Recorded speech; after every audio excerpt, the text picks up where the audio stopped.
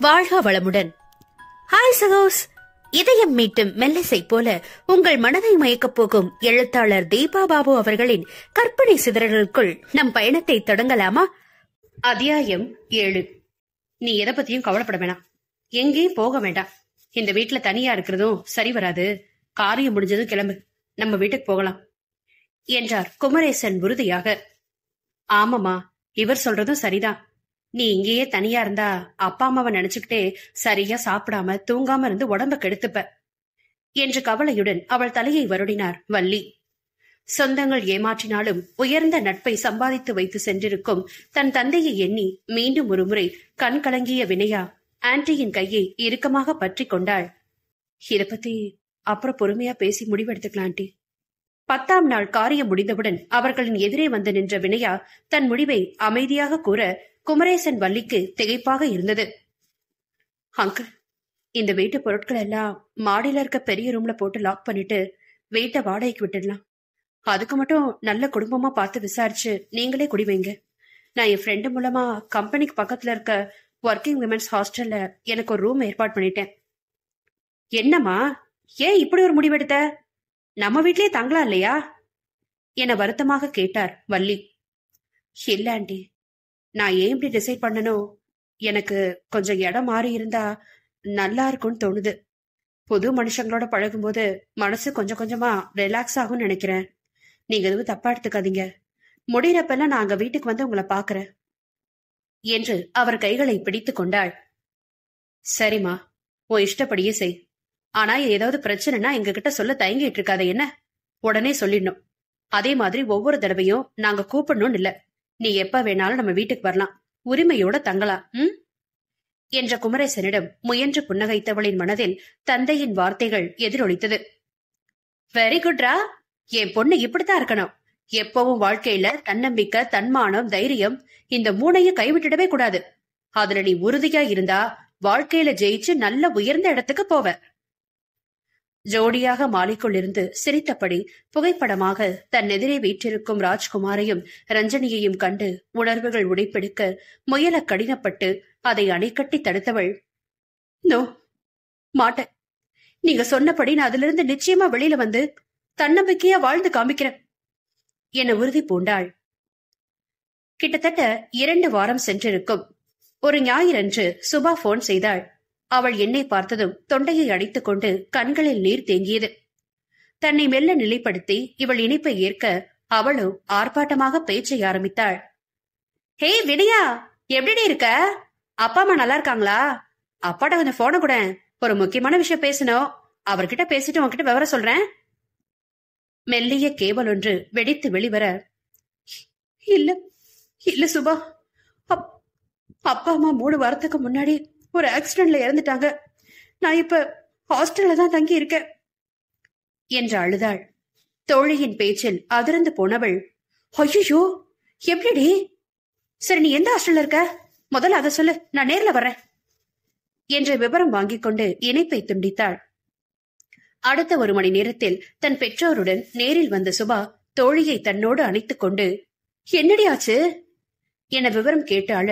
இவளும் அவள் தோளில் முகம் புதைத்து தேம்பியபடி நடந்ததை கூறினாள்.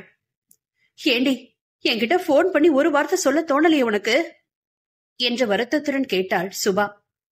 ஐயோ இல்ல சுபா, என்னால இன்னும் கூட அதை ஏத்துக்க முடியல. அப்ப இருந்த டென்ஷன்ல நான் எப்படி உனக்கு போன் பண்ணி சொல்ல முடியும்? உன் குரலை கேட்டாலே என்னால கண்டிப்பா பேசியிருக்க முடியாது, அதனாலதான் போன் பண்ணல என்று கண்ணீர் வழிய பேசியவளின் கன்னங்களை ஆதரவாக துடைத்து விட்டவள் அவள் தலையை மெல்ல வருடி கொடுத்தாள். சிறிது நேரம் அங்கே அமைதி நிலவியது. மெதுவாக தன்னை தேற்றிக் கொண்டு நேராக அமர்ந்த வினயா அந்த இறுக்கத்தை கலைத்தாள். சரி, அது விடு, வேற வழி இல்ல. போக போக மனசு அவங்க இழப்ப கொஞ்சம் கொஞ்சமா ஏத்துக்க பழகிடும். நீ உன் விஷயத்துக்கு வா என்று அவள் கையை பற்றினாள். இன்னமுமே தன்னை கவலையாக பார்ப்பவளிடம் முயன்று முறுவளித்து, அப்புறம் உன் கல்யாண ஏற்பாடெல்லாம் எப்படி போயிட்டு இருக்கு? ஏதோ முக்கியமான விஷயம்னு போன்ல சொன்னியே, என்ன அது என்று விசாரித்தாள். ஒரு கணம் அமைதியாக இருந்த சுபா, அது ஒண்ணும் இல்ல விடு, நீ இருக்கிற துக்கத்துல அத சொல்லி உன்னை சங்கடப்படுத்த விரும்பல என்று மறுத்து விட்டாள். ஹே, அதெல்லாம் தானா சரியாயிடுப்பா. நீ என்ன விஷயம்னு சொல்லு. இல்ல என்கிட்ட சொல்ல ஏதாவது தயக்கமா இருக்கா? சாச்ச, அப்படிலாம் இல்லடி என்ற சுபா மேலும் தயங்க தோழியை யோசனையுடன் பார்த்த வினயா அவள் அம்மாவிடம் திரும்பி விஷயத்தை கேட்டாள். அவரும் முதலில் தயங்கியவர் இவள் விடாமல் வற்புறுத்தி கேட்கவும் தடுமாற்றத்துடன் விவரம் கூறினார். நீ இருக்கிற நிலைமையில இத பத்தி பேசக்கூடாதுமா. ஆனா நீ ரொம்ப கம்பல் பண்றதால சொல்றேன். ஜெகனோட அப்பாவும் பாட்டியும் திடீர்னு அதிகமா வரதட்சணை கேக்குறாங்க. அவங்க கேக்குறத தரலனா கல்யாண ஏற்பாட்டை நிறுத்திடலான்னு சொல்றாங்க. அச்சச்சோ என திகைப்புடன் தோழியின் முகத்தை பார்த்தாள் வினயா. சுபாவோ முகத்தை சுருக்கிக் கொண்டு அமர்ந்திருந்தாள். எங்களுக்கு என்ன பண்றதுனே தெரியல. சின்ன வயசுல இருந்து பிள்ளைங்க மனசுல ஆசைய வேற வளர்த்து விட்டாச்சு. இப்ப இப்படி சொன்னா என்ன பண்றது? அப்பதான் ஜெகனும் என் நாத்தனாரும் வீட்டுக்கு வந்து இதுக்கு ஒரு தீர்வு சொன்னாங்க. என்ன ஆண்டி அது? இப்போதைக்கு எப்படியாவது பணத்தை ஏற்பாடு பண்ணிடுங்க. எனக்கு கிடைச்ச அப்ராட் ஆஃபர்ல நல்ல சேலரி கிடைக்கும். நானும் சுபாவும் அங்க போன உடனே எப்படியாவது பணத்தை ஏற்பாடு பண்ணி உங்களுக்கு முடிஞ்ச வர சீக்கிரமா அனுப்பி வைக்கிறேன். இதையெல்லாம் மனசுல வச்சு நீங்க எதுவும் தப்பா முடிவெடுத்துடாதீங்க. நாங்க அப்படி இல்லைன்னு உங்களுக்கு நல்லாவே தெரியும்.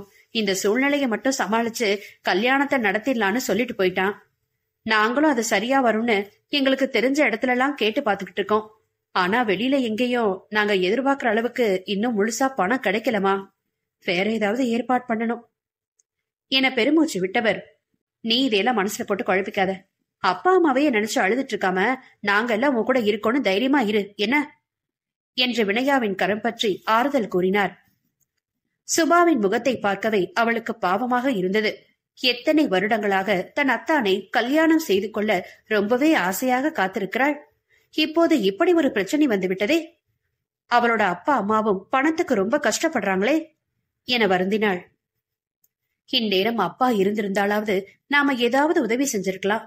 இப்ப அதுவும் முடியாது என்று கவலையுடன் இருந்தவளுக்கு சட்டென்று அப்பாவின் PF கிராஜுவிட்டி பணம் ஞாபகத்திற்கு வந்தது.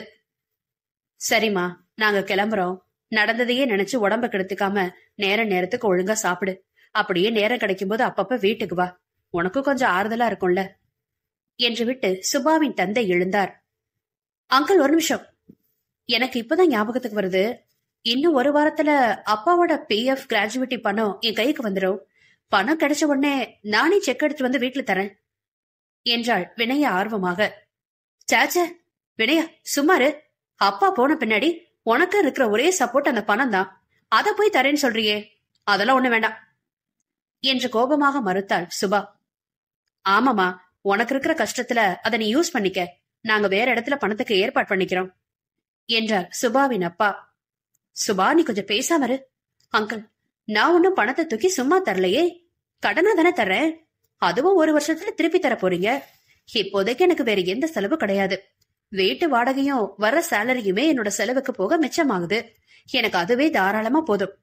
இப்ப வர்ற பணத்தை நான் சும்மா பேங்க்ல தான் போட்டு வைக்க போறேன். அதுக்கு பதில் என் சுபாவோட கல்யாணத்துக்கு அது யூஸ் ஆனா நான் ரொம்ப சந்தோஷப்படுவேன்ல. அப்பா பல தடவை இவளும் என் பொண்ணு மாதிரிதான் சொல்லியிருக்காரு. அவரோட பணத்தை இன்னொரு பொண்ணு கல்யாணத்துக்கு கொடுக்கறதுல கூட இருந்திருந்தா அவரும் கண்டிப்பா சந்தோஷம்தான் பட்டிருப்பாரு என்றாள் புன்னகையுடன். பிணையா, உன் மனசு யாருக்கும் வராதிரி. இவ்வளவு பெரிய கஷ்டத்திலையும் எனக்கு உதவ நினைக்கிறியே. கல்யாணம் நல்லபடியா நடக்குமோன்னு தவிப்புல இருந்தேன். என்னால ஜெகன் அத்தானை தவிர வேற யாரையும் கல்யாணம் செஞ்சுக்க முடியாது. அதனால என் லைஃப் அவ்வளவுதான் நினைச்சிட்டு இருந்தேன்.